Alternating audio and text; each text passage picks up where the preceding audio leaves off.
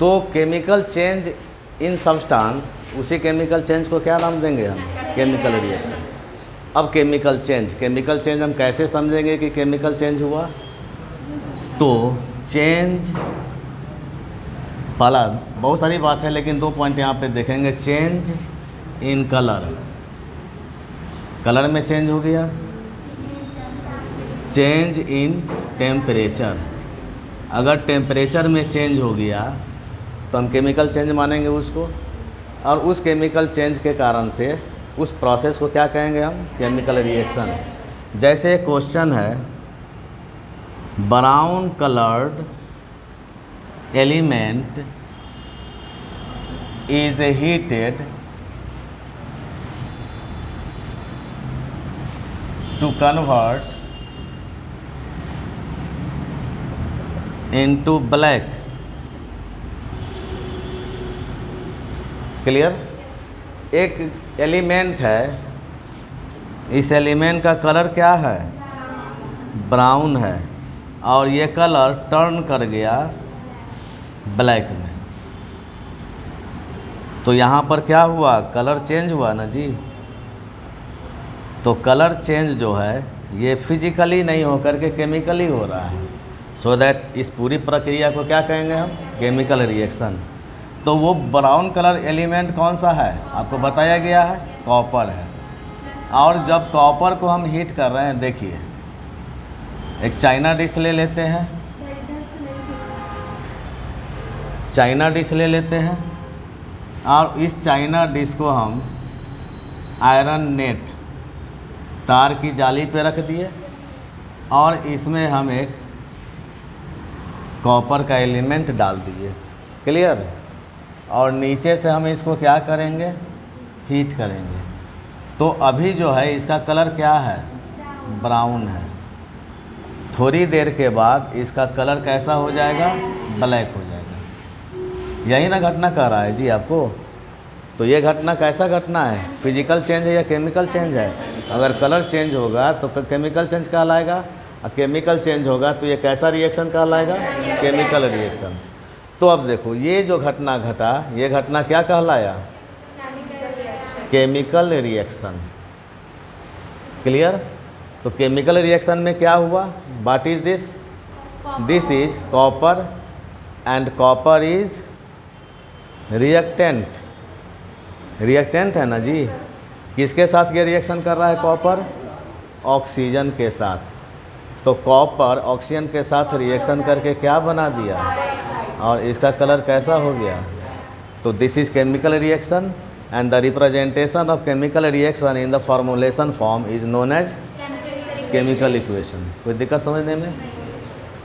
अब होता है क्या कि केमिकल रिएक्शन में क्या क्या घटनाएं घटती है? तो भाई कलर चेंज कर गया सब्सटेंस का ना, तो सब्सटेंस का कलर चेंज किया तो उसके फार्मूला में चेंजिंग आया या नहीं आया? जब उसके फार्मूला में चेंजिंग आया तो उसका आइडेंटिटी समाप्त हुआ या नहीं हुआ? तो केमिकल रिएक्शन में क्या घटना घटती है? नहीं, पहले तो जो पार्टिसिपेटिंग सब्सटेंस हैं उनकी आइडेंटिटी समाप्त हो गई ना। पार्टिसिपेटिंग सब्सटेंस कौन थे? कॉपर थे ना। तो कॉपर की आइडेंटिटी समाप्त हुई या नहीं हुई? और नया जो सब्सटेंस बना कॉपर ऑक्साइड, वो नए आइडेंटिटी के साथ बना या नहीं? तो ये दो घटना को जोड़ देंगे, वो केमिकल रिएक्शन का डिफिनीशन हो जाएगा। क्या कहेंगे? Chemical reaction is a chemical process by which reactants reacts each other to form product in such chemical process. हाँ, बस हो गया, ये डिफिनीशन हो गया इसका। तो इसको बोलने में क्या दिक्कत है? इसको थोड़ी सी सिंसियरिटी होंगे तो हम आराम से बोल सकते हैं। अब उसी केमिकल रिएक्शन को उसके फार्मूला में रिप्रेजेंट करते हैं। तो फार्मूला में रिप्रेजेंट करने का प्रोसेस क्या कहलाया? पूछ देगा आपसे कि केमिकल रिएक्शन केमिकल प्रोसेस है और केमिकल इक्वेशन फिजिकल प्रोसेस है या नहीं। तो केमिकल इक्वेशन फिजिकल प्रोसेस कैसे है भाई? वो रिप्रेजेंट कर रहे हैं फिजिकली ना जी। तो so that the representation of chemical reaction is a physical process and chemical reaction is a chemical process. कोई दिक्कत? Next point, what is the importance of chemical reaction. देखो दो साइंटिस्ट इन्वॉल्व है इसमें, एक डाल्टन्स एटॉमिक थ्योरी है, और Dalton's atomic theory क्या बोलता है, बहुत सारा स्टेटमेंट है, उसमें एक स्टेटमेंट क्या है, during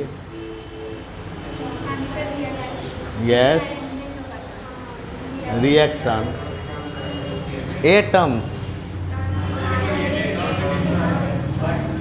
neither destroyed nor created, ना निर्माण हो सकते हैं ना उनका डिस्ट्रॉय हो सकता है, but rearrange to form products. पहले इस चीज़ को समझ लीजिए, डाल्टन साहब क्या बोलते हैं कि जब केमिकल रिएक्शन होता है तो उस समय जो एटम्स होते हैं उस एटम्स का निर्माण, नया एटम्स का निर्माण नहीं होता है, न ही जो पार्टिसिपेट करने वाले एटम्स हैं वो डिस्ट्रॉय होते हैं। क्या होता है, रीअरेंज करता है एटम्स और प्रोडक्ट का निर्माण करता है। इसका मतलब यही होगा ना जी, जो number of atoms in reactants is equal to number of atoms in products। और ये किस सेंचुरी में ये स्टेटमेंट आया, नहीं ये किस सेंचुरी में आया, अभी कौन सा सेंचुरी चल रहा है, 21st सेंचुरी है, और ये आया 17 और 18 के बीच में आया स्टेटमेंट, आज आया, क्या 100 साल पहले आ गया ये स्टेटमेंट।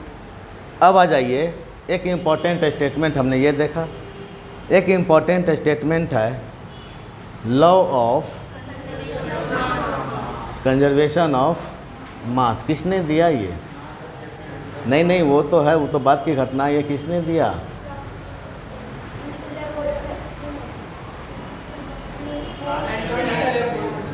लेवोजियर,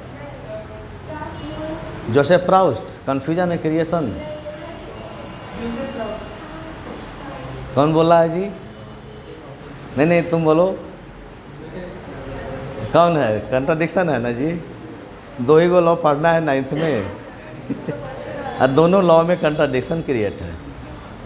देखो दो लॉ में, law of a conservation of mass पहला law, and law of constant proportion, definite proportion. Lavoisier ने दिया law of constant proportion, Proust ने दिया law of conservation of mass. Confusion को नहीं रखना है। उन्होंने क्या बोला, जब केमिकल रिएक्शन होते हैं, ड्यूरिंग केमिकल रिएक्शन, पूरा स्टेटमेंट देखिए आप, ड्यूरिंग, ये पूरा स्टेटमेंट है डाल्टन्स का, during chemical reaction the mass of substances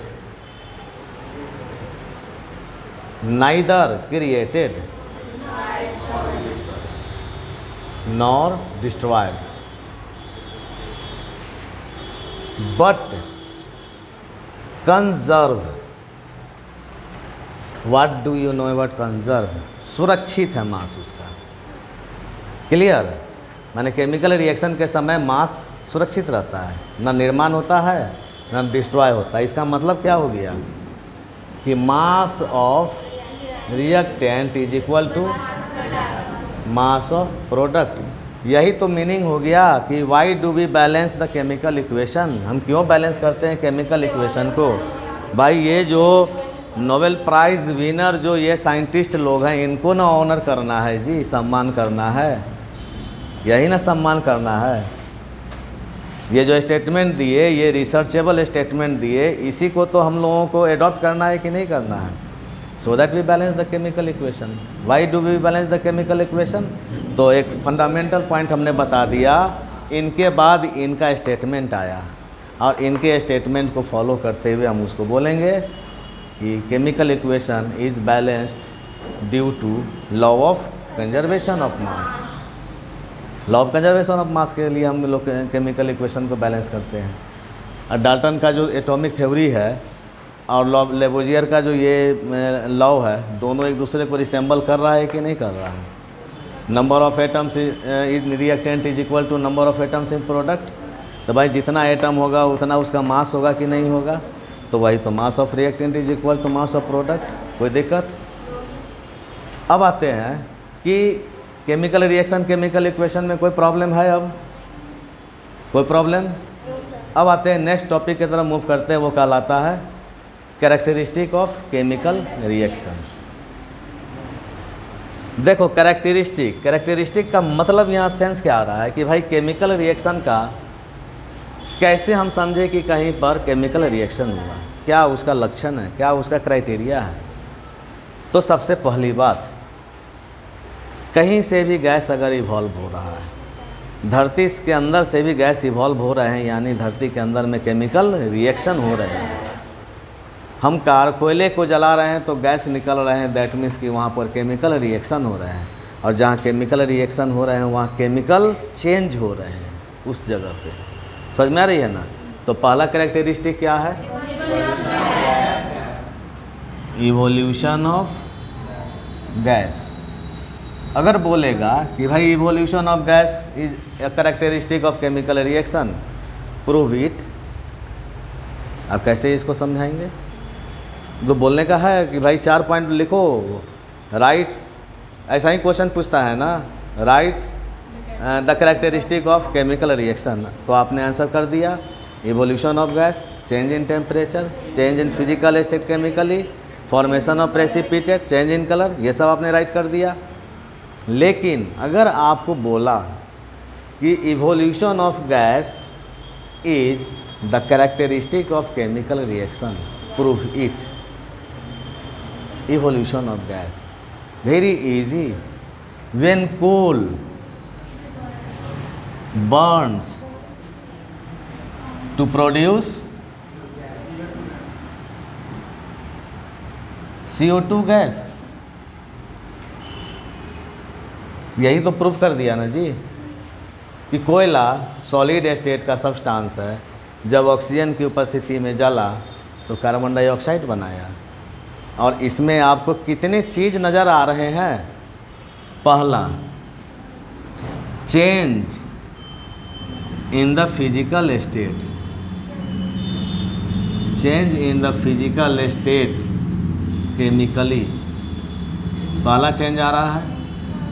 दूसरा, change in temperature, energy produce हो रहा है कि नहीं?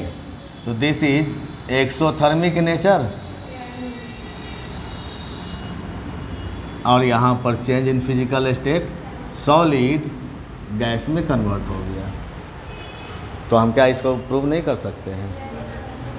कोई प्रॉब्लम? सेकंड क्या है इसका? चेंज इन फिजिकल स्टेट, तो फिजिकल स्टेट चेंज हुआ या नहीं हुआ यहाँ पे?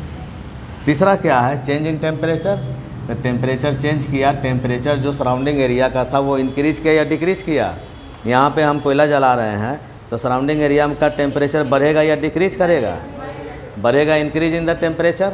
नॉर्मल टेम्परेचर था पहले जब नहीं जला तब, और जो ही जलाया तो टेम्परेचर सराउंडिंग एरिया का क्या हो गया?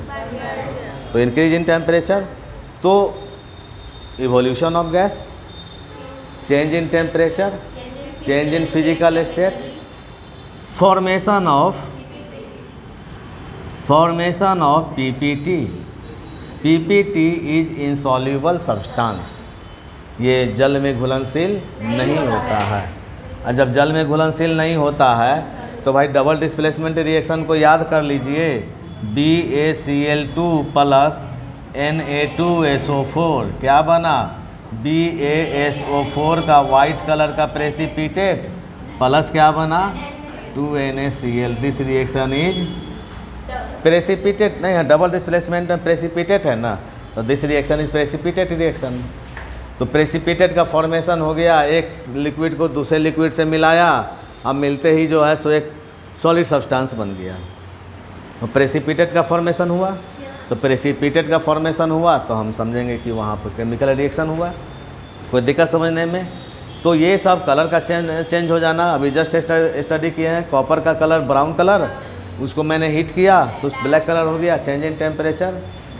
अब हम लोग डिफरेंट केमिकल रिएक्शन जो हैं भाई, एक्सोथर्मिक रिएक्शन क्या है, एंडोथर्मिक रिएक्शन क्या है, या और भी जो रिएक्शन क्या है, वो सारे रिएक्शन में वही सब पॉइंट आएंगे आपको। कहीं पे गैस निकलेंगे, कहीं पे कुछ चीज़ का फिजिकल चेंज का चेंजिंग हो जाएगा, टेम्परेचर का चेंज हो जाएगा, प्रेसिपिटेट का फॉर्मेशन होगा, कलर का चेंज करेगा, तो डिफरेंट केमिकल रिएक्शन में। और कैरेक्टरिस्टिक ऑफ केमिकल रिएक्शन में कोई प्रॉब्लम होगा।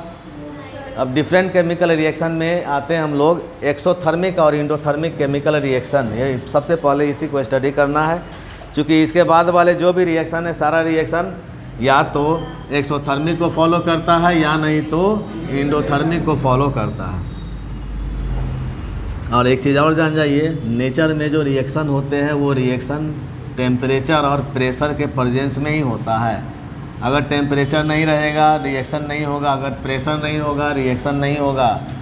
चाहे वो नॉर्मल टेम्परेचर पे ही रिएक्शन हो रहे हैं तो टेम्परेचर कंज्यूम कर रहे हैं कि नहीं कर रहे हैं नॉर्मल टेम्परेचर, या एटमॉस्फेरिक प्रेशर पे रिएक्शन हो रहे हैं तो उस एटमॉस्फेरिक प्रेशर का वो एब्जॉर्ब कर रहे हैं कि नहीं कर रहे हैं।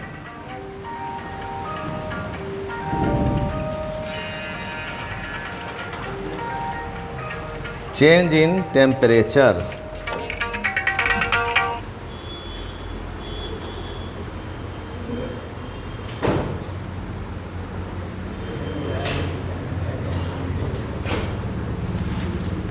पहला रिएक्शन हम लोग स्टडी करेंगे एक्सोथर्मिक एंड इंडोथर्मिक रिएक्शन। और उसके बाद जो भी रिएक्शन हम लोग स्टडी किए हैं सारा या तो एक्सोथर्मिक नेचर का होगा या नहीं तो इंडोथर्मिक नेचर का होगा। तो एक्सोथर्मिक रिएक्शन, एक्सोथर्मिक, और इधर हम लोग एंडोथर्मिक का स्टडी कर रहे हैं। यही ना क्वेश्चन पूछे थे, नहीं बता पाया। एक्सोथर्मिक, एक्सो का मतलब एक्साइट होना और थर्मिक का मतलब एनर्जी। तो एनर्जी का एक्साइट होना क्या कहलाएगा? वह रिएक्शन जिसमें एनर्जी रिलीज करेंगे। एक्साइट होने का मतलब क्या हो गया? रिलीज करेगा, उसको क्या कहेंगे? अब देखो C6H12O6 + O2, CO2 carbon oxygen के साथ मिला तो क्या बनाया? CO2 प्लस हाइड्रोजन ऑक्सीजन के साथ मिला तो क्या बनाया? H2O + 38 ATP। This is the source of energy. Source of energy, energy release किया या नहीं किया? तो ये कैसा रिएक्शन कहलाएगा? तो अगर पूछा जाएगा, खड़ा हो जाओ तुम बाबू, ये कैसा रिएक्शन है? एक्सोथर्मिक। और ये टाइप्स ऑफ रिएक्शन एक्सोथर्मिक है या और भी इसका कुछ और नाम हो सकता है या नहीं इस रिएक्शन का? बैठ जाओ, तुम बोलो बाबू। एक्सोथर्मिक रिएक्शन तो हो गया, या और भी इसका कुछ अलग और नाम हो सकता है?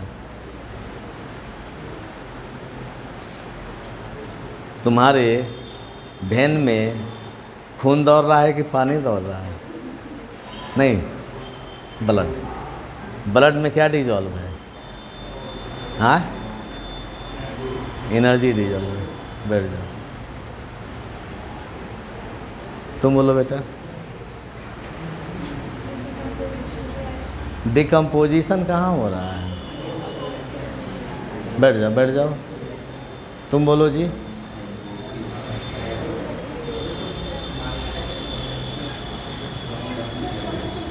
फोटोसिंथेसिस, तुम बोलो तो जी। रिस्पिरेशन, यस, बैठ जाओ। समझ में आ रहा है ना? ब्लड में क्या है? ग्लूकोज है। रिस्पिरेशन में क्या लिए? ऑक्सीजन गैस इनहेल किए। तो नस के अंदर में, ब्लड कैपिलरीज के अंदर में ये दोनों रिएक्शन किया ना जी। रिएक्शन करके क्या बनाया? CO2 प्लस वाटर बनाया, साथ ही साथ एनर्जी। तो पूछेगा आपसे कि रिस्पिरेशन किस तरह का रिएक्शन है, तो आप क्या कहिएगा? प्रूफ करने के लिए बोलेगा। बोलेगा कि prove that respiration is exothermic reaction, is an exothermic reaction, prove करें। कृष्णा खड़ा हो जाओ, प्रूव करो कि रिस्पिरेशन एक्सोथर्मिक रिएक्शन है। ये तो तुम बोल दिया कि रिस्पिरेशन कैसा रिएक्शन है, तो एक्सोथर्मिक है, बोल दिए ना। लेकिन एक्सोथर्मिक कैसे है?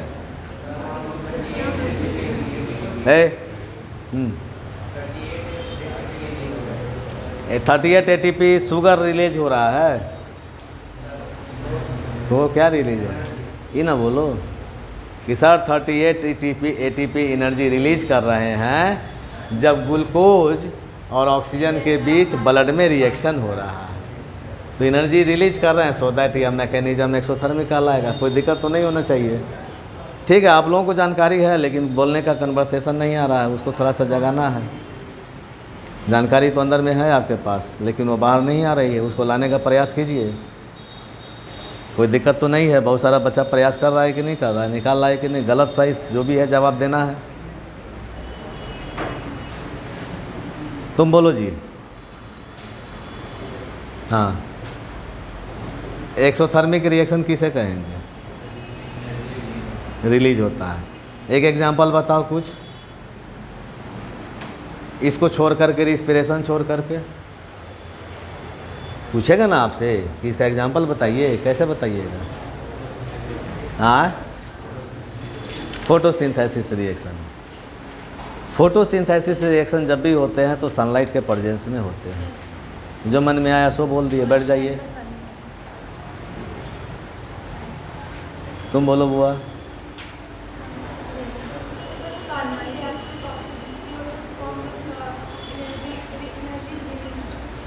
हाँ, ये भी सही है, आप बोलिए। जैसे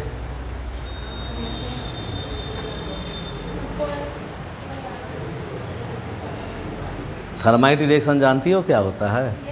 क्या होता है उसी को बोलो।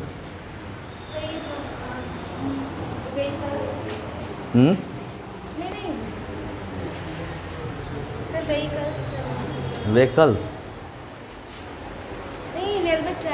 हाँ हाँ, रेलवे ट्रैक। हाँ, तो क्या हो गया? बैठ जाइए। क्वेश्चन क्या था मेरा? एग्जाम्पल। तो इसको छोड़ करके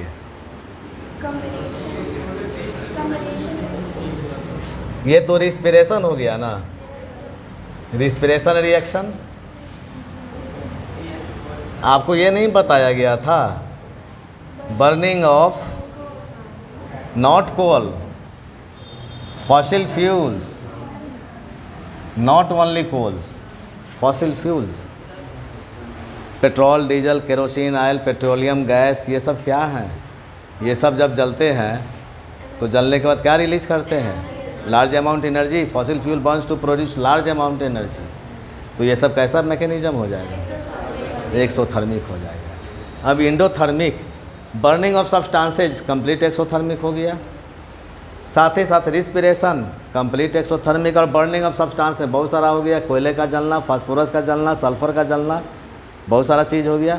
अमोनिया गैस का जलना, अल्कोहल का जलना, सारा तो एनर्जी प्रोड्यूस कर रहा है। और सारे का रिएक्शन आपको लिखाया भी गया है, A to Z रिएक्शन लिखाया गया है। कम से कम 7-8 रिएक्शन हमने आपको एक्सोथर्मिक का दिया है, देखिएगा आपके पास होगा। अब आते हैं इंडोथर्मिक। इंडोथर्मिक का मतलब क्या हो गया? एनर्जी को एब्जॉर्ब करने का जो हो गया टेंडेंसी, वो क्या कहलाया? इंडोथर्मिक। अब इंडोथर्मिक में तुम बोला, एक्सोथर्मिक में फोटोसिंथेसिस ला देते हो, तो फोटोसिंथेसिस ये तो तुम पढ़ा होगा 5वां 6ठा में, 7वें में पूछता है। हम लोग देखते हैं 7वें 6ठा में कि what is the right the name of raw materials of photosynthesis reaction. The raw material 3 ही ना है जी, water, carbon dioxide and sunlight, यही रॉ मटेरियल है। तो सनलाइट रॉ मटेरियल है, यूज हो रहा है ना। क्या हो गया? लीफ में CO2 और वाटर के बीच रिएक्शन हुआ, C6H12O6 प्लस O2 बनाया, तो ये जो रिएक्शन कैरी हुआ सनलाइट की उपस्थिति में, तो फोटोसिंथेसिस कैसा रिएक्शन हो गया?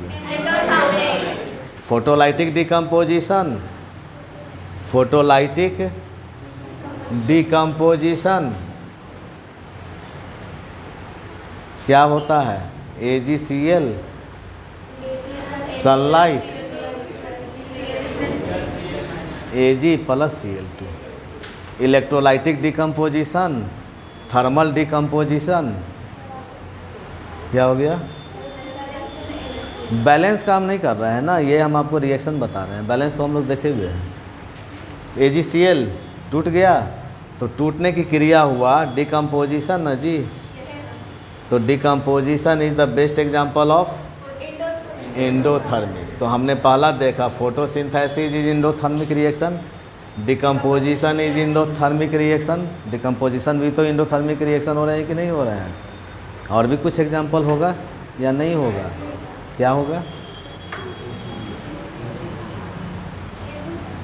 नहीं, और अलग टाइप का रिएक्शन बताइए। बॉडी, हाँ, बॉडी के अंदर में फूड का डिकम्पोजिशन हो रहा है कि नहीं हो रहा है? यानी डाइजेशन ऑफ फूड या डिकम्पोजिशन ऑफ फूड, कैसा रिएक्शन हो जाएगा? एंडोथर्मिक। अब मेन कैरेक्टरिस्टिक एंडोथर्मिक एक्सोथर्मिक का देखो। एंडोथर्मिक में एनर्जी एब्जॉर्ब हुआ, एक्सोथर्मिक में एनर्जी रिलीज हुआ। तो रिलीज हुआ तो बॉडी से बाहर निकल रहा है ना, तो बाहर निकल रहा तो लॉस ऑफ एनर्जी हो रहा है ना। तो जब लॉस ऑफ एनर्जी होंगे तो पूछेगा आपसे कि हीट चेंज का चेंज इन हीट, उसको डेल एच से रिप्रेजेंट किया जाता है, डेल्टा एच से। डेल्टा का मतलब चेंज, एच का मतलब हीट, चेंज इन हीट। ये बहुत इंपॉर्टेंट पॉइंट है, ये पूछते हैं एक्सोथर्मिक और एंडोथर्मिक से। तो एक्सोथर्मिक अगर रहे, एक्सोथर्मिक तो बॉडी से एनर्जी क्या हो रहा है? लॉस ऑफ एनर्जी हो रहे हैं। तो इसका जितना भी वैल्यू आएगा भाई, 10 किलो कैलोरीज एनर्जी निकला per mole. 1 mole carbon burns to produce, ध्यान देना, 10 किलो कैलोरी एनर्जी पर मोल। इतना एनर्जी वो रिलीज कर रहा है। तो अब इसका वैल्यू देखो क्या है? C plus O2, CO2 plus energy देते हैं ना, प्लस एनर्जी देते हैं।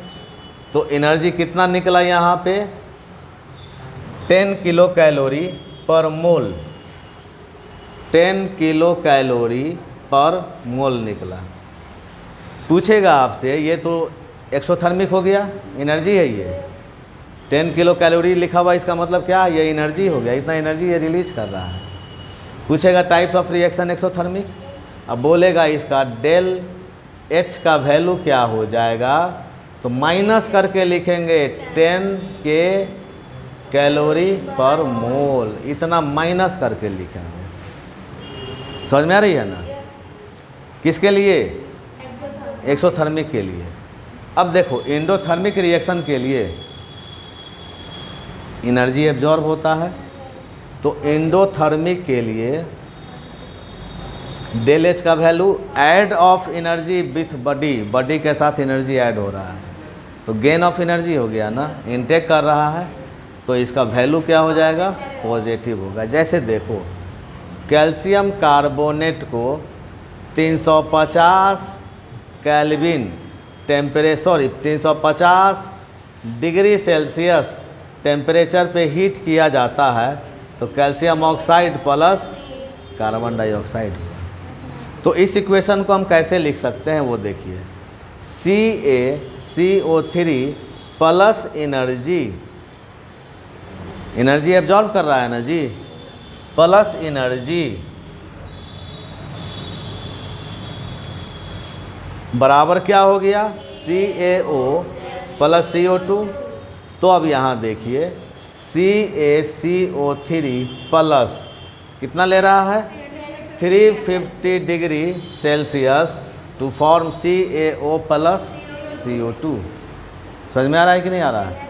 तो डेल H का वैल्यू यहाँ क्या हो जाएगा, तो डेल H बराबर पॉजिटिव किसके लिए होगा, तो इस रिएक्शन में डेल H का वैल्यू कितना है, 350 डिग्री सेल्सियस प्लस लिख देंगे।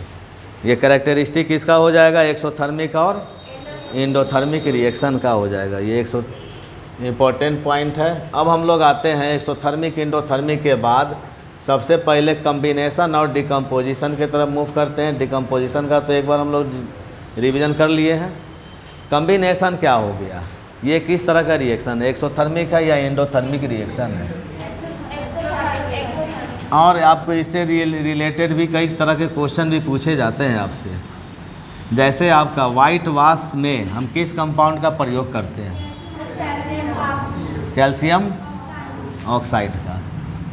और वाइट वाश जो बनता है उसका नाम क्या हो जाता है, CaCO3 नहीं तो क्विक लाइम, हाँ क्विक लाइम ना। Combination reaction, quick lime, calcium oxide quick lime कहलाया। इसको वाटर में डिजॉल्व कर दिया, कैल्शियम हाइड्रोक्साइड बना, स्लैग्ड लाइम, और ये क्विक लाइम था। पूछा ये इसमें क्वेश्चन पूछेगा आपसे, ये कम्बिनेशन रिएक्शन है क्योंकि दो सब्सटेंस जुड़ करके एक सिंगल सब्सटेंस का निर्माण कर रहा है। और this is the characteristic of combination reaction. क्या है कैरेक्टरिस्टिक, पहला कैरेक्टरिस्टिक है कि रिएक्टिंग सब्सटेंस जो होंगे मोर देन वन होंगे और प्रोडक्ट जो होगा सिंगल होगा। दूसरा कैरेक्टरिस्टिक है जो भी कम्बिनेशन रिएक्शन होगा उसमें एनर्जी क्या होगा, रिलीज होगा, एनर्जी रिलीज होगा। अब चाहे वो एनर्जी ज़्यादा अमाउंट में रिलीज करे या वो एनर्जी कम अमाउंट में रिलीज करे, लेकिन एनर्जी रिलीज करेगा। अब देखो C+O2, CO2 बना, कोयला जब जला तो कार्बन डाइऑक्साइड बनाया, साथ ही साथ ये एनर्जी रिलीज कर रहा है कि नहीं कर रहा है, रिलीज कर रहा है। तो जो भी कम्बिनेशन रिएक्शन होगा उसमें एनर्जी रिलीज करेगा, चाहे वो ज़्यादा एनर्जी रिलीज करे या कम। ये दो पॉइंट को ध्यान में रखना है। पहला पॉइंट क्या है कि कम्बिनेशन रिएक्शन में जो रिएक्टेंट होंगे उसकी मात्रा एक से ज़्यादा हो सकते हैं, प्रोडक्ट जो बनेगा सिंगल। दूसरा कि कम्बिनेशन रिएक्शन का नेचर एक्सोथर्मिक होगा, कम्बिनेशन रिएक्शन का नेचर एक्सोथर्मिक होगा। एक क्वेश्चन है जो आपको देगा उसमें लगेगा कि वो इंडोथर्मिक रिएक्शन है और लेकिन वो एक्सोथर्मिक रिएक्शन है। देखो क्या है लिखा हुआ रहेगा, हैवर्स प्रोसेस। हैवर्स प्रोसेस के माध्यम से हम लोग अमोनिया गैस का मैन्युफैक्चर करते हैं कॉमर्शियली। बहुत इम्पोर्टेंट गैस होता है अमोनिया गैस। फर्टिलाइज़र के निर्माण में इनका वाइडली यूज होता है अमोनिया गैस का। हैवर्स प्रोसेस के माध्यम से अमोनिया गैस का निर्माण किया जाता है। इसमें N2 को, नाइट्रोजन गैस को हाइड्रोजन गैस के साथ हीट किया जाता है। आयरन कैटेलिस्ट और मोलिब्डेनम प्रोमोटर की उपस्थिति में तो क्या बनते हैं, अमोनिया गैस बनता है।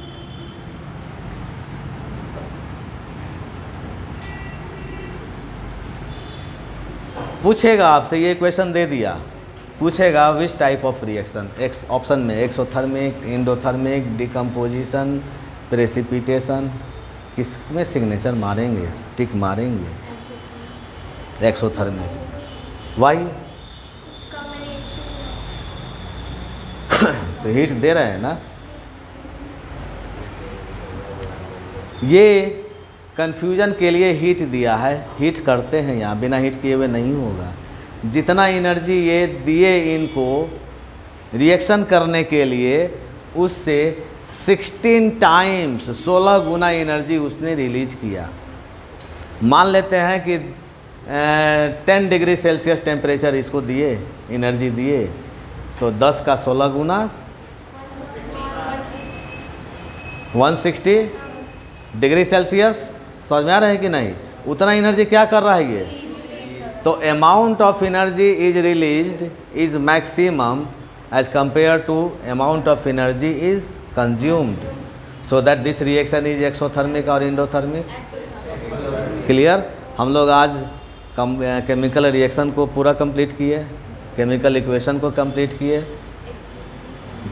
पूरे थॉट के साथ हम लोग किए, साथ ही साथ exothermic endothermic characteristic of chemical reaction देखें, डिफरेंट रिएक्शन में एक्सोथर्मिक इंडोथर्मिक रिएक्शन को देखें, साथ ही साथ कॉम्बिनेशन रिएक्शन को, photosynthesis, respiration, digestion, burning of coal, decomposition, combination, किस टाइप का रिएक्शन है कैरेक्टरिस्टिक के साथ स्टडी किए। थोड़ा सा पॉइंट बच गया है, वो पॉइंट आपका क्या है? डिकम्पोजिशन रिएक्शन, ये double displacement, oxidation, reduction, corrosion, rancidity. एक क्लास में हम लोग इसको रिवाइज कर लेंगे, फिर उसके बाद acid, base and salt second chapter में करेंगे। और इसका जो क्वेश्चन आपको